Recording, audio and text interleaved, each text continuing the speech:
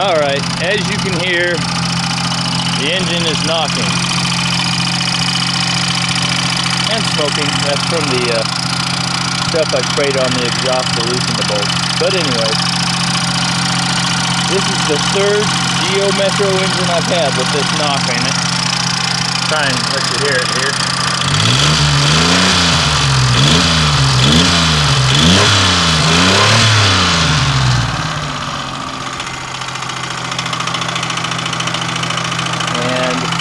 My question is, this is the third Geo engine I've had. The other two were 4 cylinders.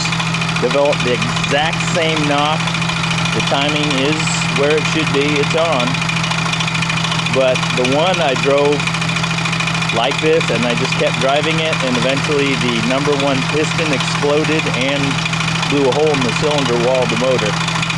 And here I am again. I'm getting ready to put this motor in. So, yeah, what is this knock, and why has it been in 3 of my Geo Metro engines? Okay, yeah, there it is. Anyways, pretty funny little car. It was given to me.